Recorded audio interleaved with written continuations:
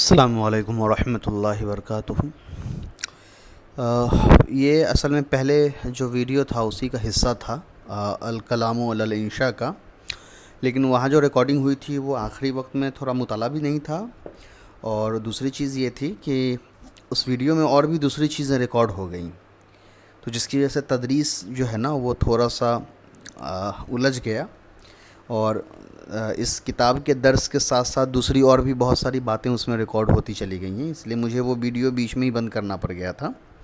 تو اس کا جو چھوٹا ہوا حصہ ہے وہ ابھی یہاں سے دیکھ لیجئے۔ یہ جو ویڈیو کی شروعات ہے وہ بالکل وہاں جہاں ختم ہوا ہے وہیں سے ہے۔ پیچھے ہم لوگوں نے ندا کے جو استعمال تھے اس کو سمجھا تھا۔ اب یہاں سے ہم یہ بھی سمجھنے والے کہ کبھی کبھی ندا اپنے اصلی معنی کے بجائے دوسرے معنی میں استعمال ہوتا ہے۔ ندا کا اصل کام ہے پکارنا، چاہے وہ قریب کی چیزوں کو پکارے یا بعید کی چیزوں کو پکارے، لیکن کبھی کبھی ندا جو ہوتا ہے وہ پکارنے کے معنی میں استعمال نہیں ہوتا ہے بلکہ کسی اور معنی میں بھی استعمال ہوتا ہے۔ وہ کون کون سے معنی ہیں جس میں ندا استعمال ہوتا ہے؟ تو پہلا ہے کل اغرائی، ابھارنے کے لیے، جیسے قولی کا، آپ کا کہنا، لمن اقبلا، جو آپ کے پاس آئے، یتظلم یا یتظلم، جس پر ظلم کیا گیا ہے، یا مظلوم، اے مظلوم۔ تو یہاں پر جو یا مظلوم، جس آدمی پر ظلم کیا گیا ہے وہ آپ کے سامنے آئے اور آپ اس کو کہتے ہیں اے مظلوم،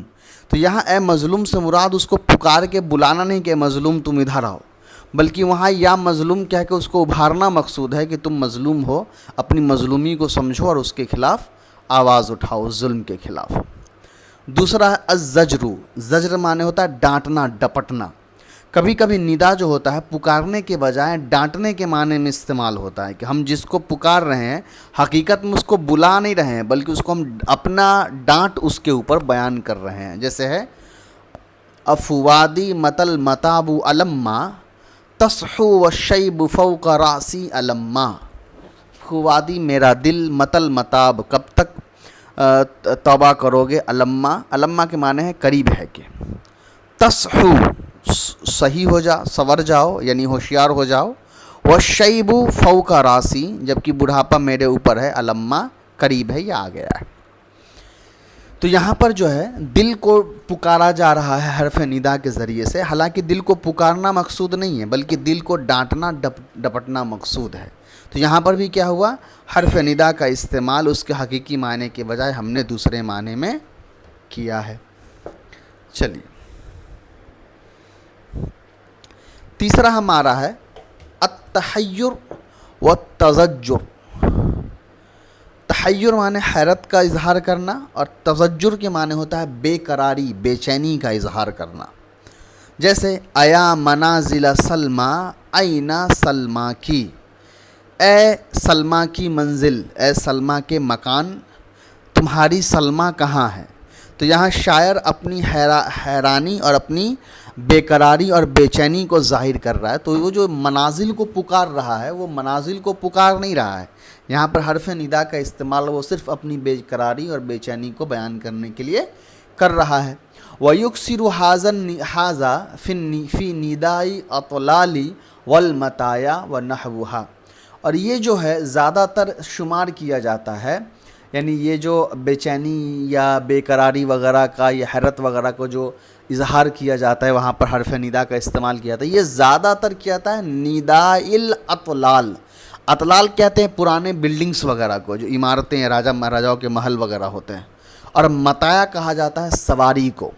تو یہ عام طور پر یہ جو انداز ہوتا ہے حرف ندا کا، یہ جگہ جو ہوتا ہے وہ سواری وغیرہ کو پکارنے کے لیے یا پرانے بلڈنگ وغیرہ پر حیرت جتانے یا اس کی یادوں کو تازہ کرنے یا اس کے متعلق جو بے چینی تکلیف ہے اس کو بیان کرنے کے لیے ہوتا ہے۔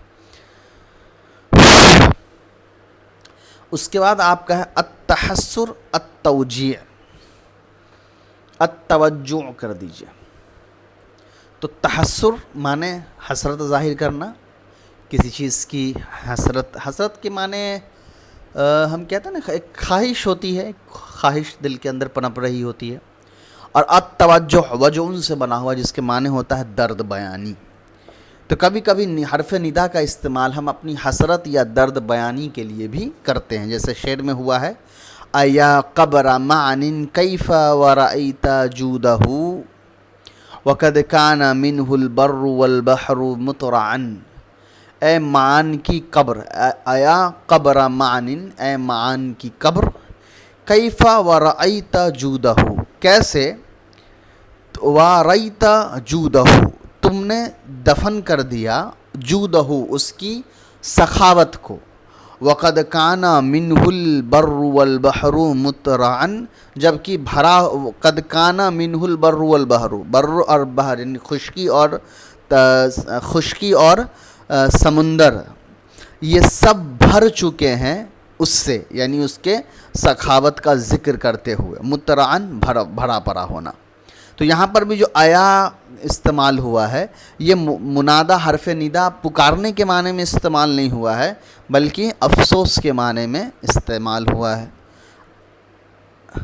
التذکر، یاد دہانی کے لیے، آیا منزلی سلمہ سلام علیکما، اے سلمہ کی دو منزلیں تم دونوں پر سلامتی ہو، حل ازمن اللاتی مضین رواجع، حل ازمن اللاتی، ازمن اللاتی، لاتی تو سمجھ ہی رہے ہیں اس میں موصول ہے، وہ زمانائیں جو مضینہ گزر گئے ہیں، مضا یمضی گزر گئے ہیں، رواجی لوٹنے والے ہیں۔ تو یہاں پر یاد دہانی کے لیے حرف ندا کا استعمال ہوا ہے۔ آگے ہے وغیر طلبی، اب جو انشاء دو طرح کا تھا، طلبی اور غیر طلبی، طلبی کا ذکر ہو گیا، اب غیر طلبی کا ذکر ہو رہا ہے۔ وغیر الطلبی یکون بالتعجب والقسم والصیغ العقودی،